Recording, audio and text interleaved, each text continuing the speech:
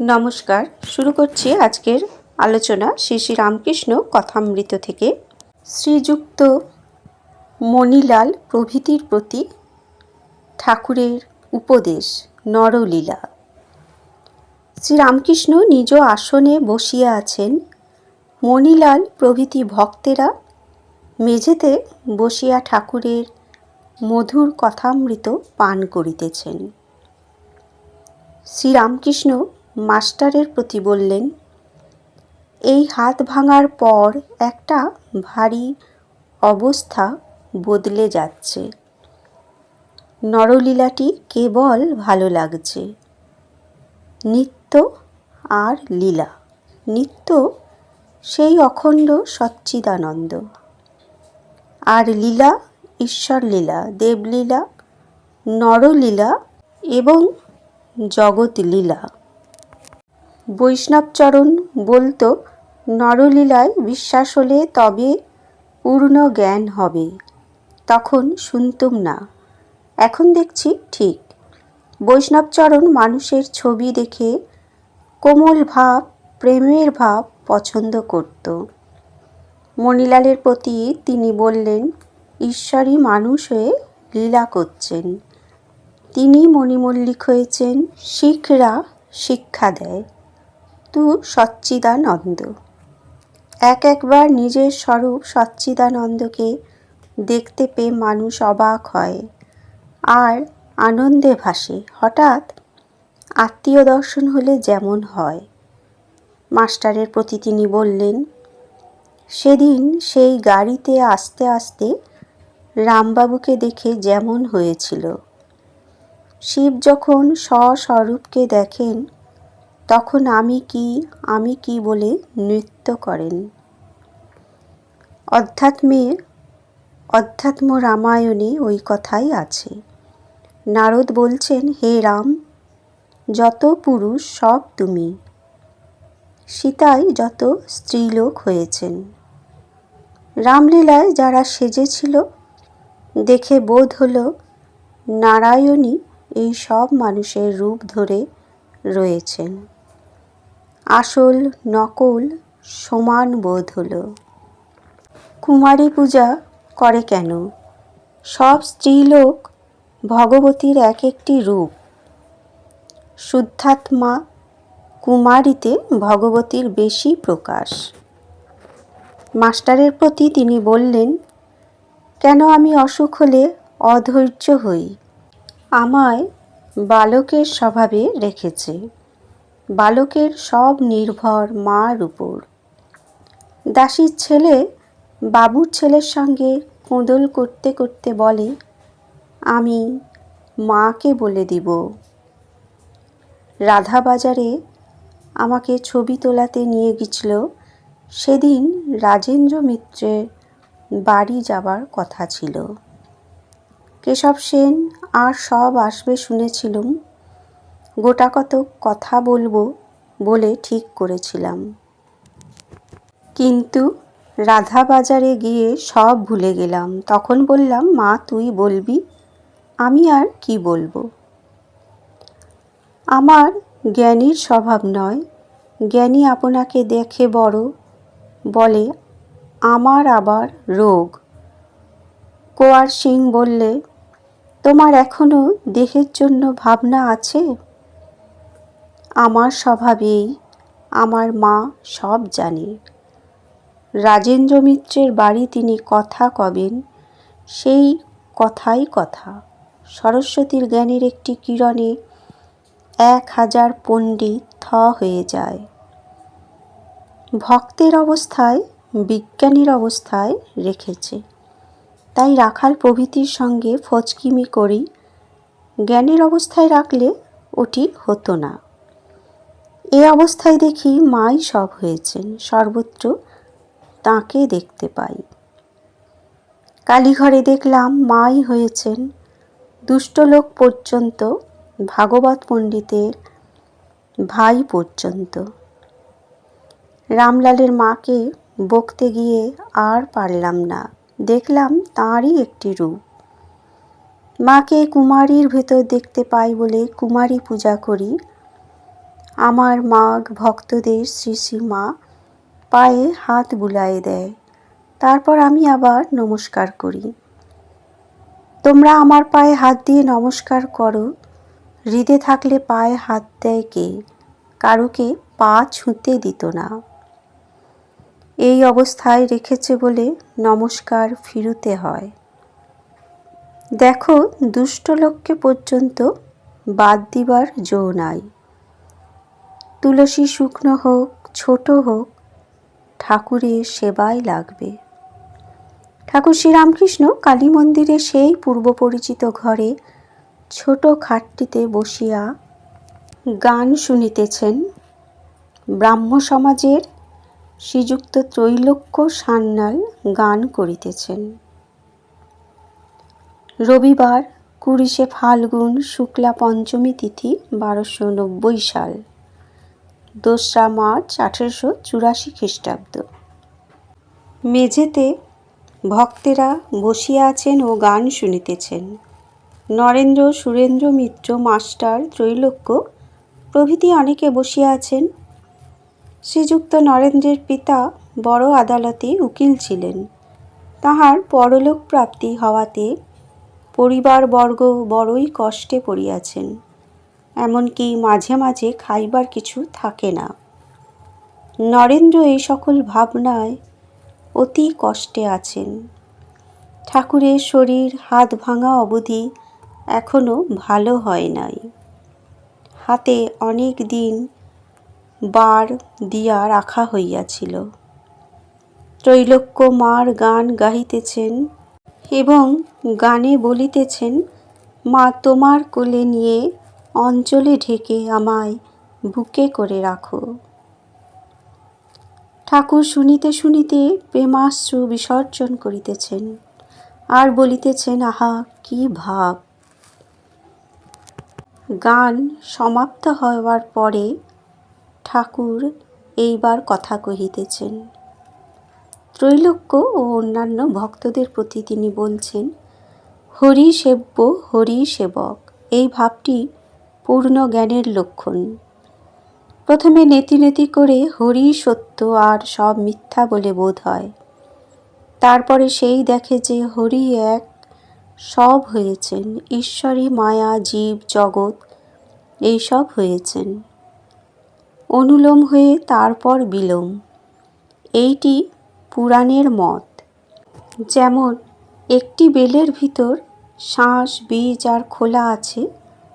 খোলা বীজ ফেলে দিলে শাঁসটুকু পাওয়া যায়, কিন্তু বেলটি কত ওজনে ছিল জানতে গেলে খোলা বীজ বাদ দিলে চলবে না। তাই জীবজগৎকে ছেড়ে প্রথমে সচ্চিদানন্দে পৌঁছতে হয়, তারপর সচ্চিদানন্দকে লাভ করে দেখে যে তিনি এইসব জীব জগৎ হয়েছেন। শাঁস যে বস্তুর বীজ ও খোলা সেই বস্তু থেকেই হয়েছে। যেমন ঘোলেরই মাখন, মাখনেরই ঘোল। তবে কেউ বলতে পারে, সচ্চিদানন্দ এত শক্ত হলো কেমন করে? এই জগৎ টিপলে খুব কঠিন বোধ হয়। তার উত্তর এই যে শনিত শুক্র এত তরল জিনিস, কিন্তু তাই থেকে এত বড় জীব মানুষ তৈয়ারি হচ্ছে। তা হতে সবই হতে পারে। একবার অখণ্ড সচ্চিদানন্দে পৌঁছে তারপর নেমে এসে ওই সব দেখা। ঠাকুর বারবার একটা কথাই বলেছেন, তিনি সব হয়েছেন, সংসার কিছু তিনি ছাড়া নয়। গুরুর কাছে বেদ পড়ে রামচন্দ্রের বৈরাগ্য হলো। তিনি বললেন, সংসার যদি স্বপ্নবৎ তবে সংসার ত্যাগ করাই ভালো।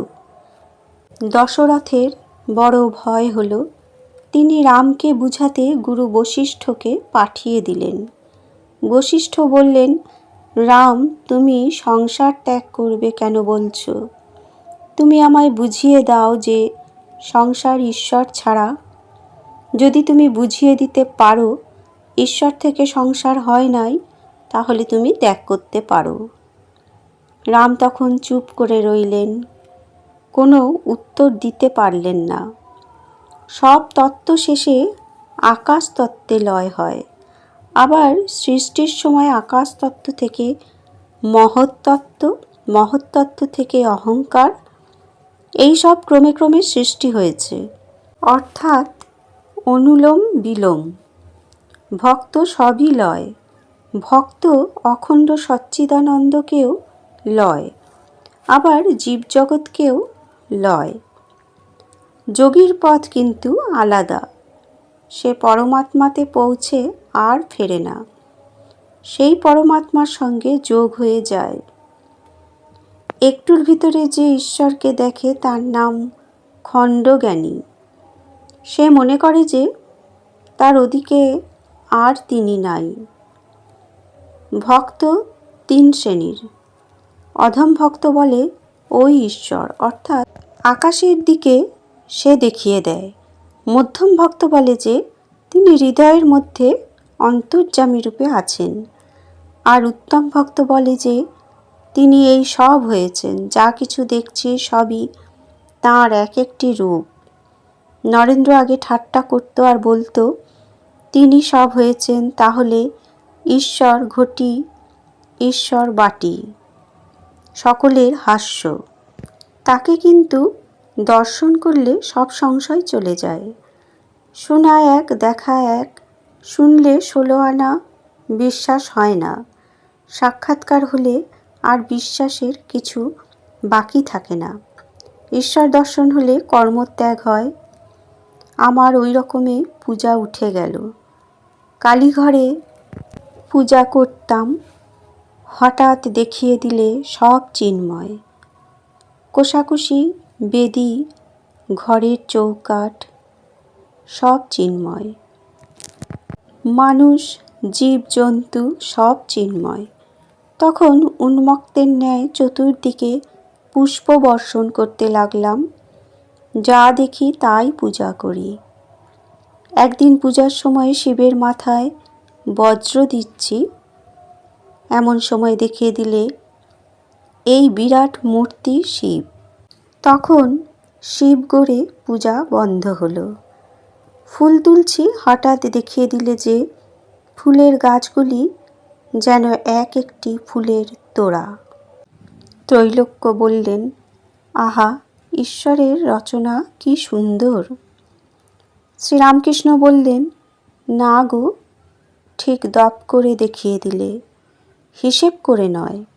দেখিয়ে দিলে যেন এক একটি ফুল গাছ এক একটি তোড়া সেই বিরাট মূর্তির উপর শোভা করছে। সেই দিন থেকে ফুল তোলা বন্ধ হয়ে গেল। মানুষকেও আমি ঠিক সেই রূপ দেখি। তিনি যেন মানুষ শরীরটাকে লয়ে হেলে দুলে বেড়াচ্ছেন, যেমন ঢেউয়ের উপর একটা বালিশ ভাসছে।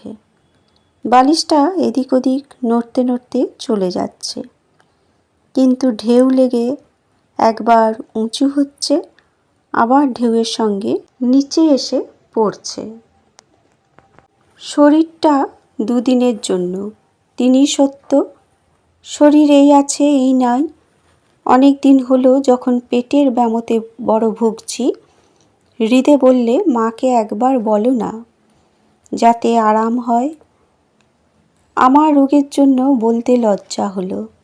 বললুম, মা, সোসাইটিতে মানুষের হাড় দেখেছিলাম, তার দিয়ে জুড়ে জুড়ে মানুষের আকৃতি। মা, এরকম করে শরীরটা একটু শক্ত করে দাও, তাহলে তোমার নাম গুণকীর্তন করব। বাঁচবার ইচ্ছা কেন? রাবণ বধের পর রাম লক্ষ্মণ লঙ্কায় প্রবেশ করলেন। রাবণের বাটিতে গিয়ে দেখেন রাবণের মা নিকষা পালিয়ে যাচ্ছে। লক্ষ্মণ আশ্চর্য হয়ে বললেন, রাম, নিকষার সব অংশ নাশ হলো, তবু প্রাণের উপর এত টান।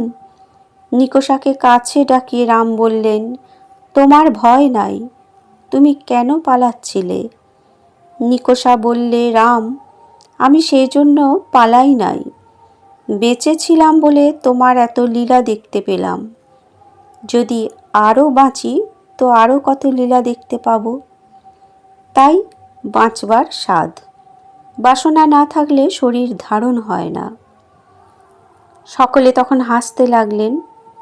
আমার একটি আধটি স্বাদ ছিল, বলেছিলাম, মা, কামিনী কাঞ্চন ত্যাগীর সঙ্গ দাও। আর বলেছিলাম, তোর জ্ঞানী ও ভক্তের সঙ্গ করব। তাই একটু শক্তি দে, যাতে হাঁটতে পারি, এখানে ওখানে যেতে পারি। তা হাঁটবার শক্তি দিলে না কিন্তু। ত্রৈলোক্য হেসে বললেন, স্বাদ কি মিটেছে? শ্রীরামকৃষ্ণ বললেন, একটু বাকি আছে। শরীরটা দুদিনের জন্য। হাত যখন ভেঙে গেল, মাকে বলল, মা, বড় লাগছে। তখন দেখিয়ে দিলে গাড়ি আর তার ইঞ্জিনিয়ার। গাড়ির একটা আধটা স্ক্রু আলগা হয়ে গেছে। ইঞ্জিনিয়ার যেরূপ চালাচ্ছে, গাড়ি সেইরূপ চলছে। নিজের কোনো ক্ষমতা নাই। তবে দেহের যত্ন করি কেন? ঈশ্বরকে নিয়ে সম্ভোগ করব, তাঁর নাম গুণ গাইব, তাঁর জ্ঞানী ভক্ত দেখে দেখে বেড়াবো। বন্ধুরা, শ্রী শ্রী রামকৃষ্ণ কথামৃত থেকে আজকের এই আলোচনা পাঠ এ পর্যন্তই। ঠাকুর, মা এবং স্বামীজির চরণে শত শত কোটি প্রণাম জানিয়ে এবং সকল শ্রোতা বন্ধুদের আমার আন্তরিক শুভেচ্ছা জানিয়ে আজকের আলোচনা এখানেই শেষ করলাম। ধন্যবাদ।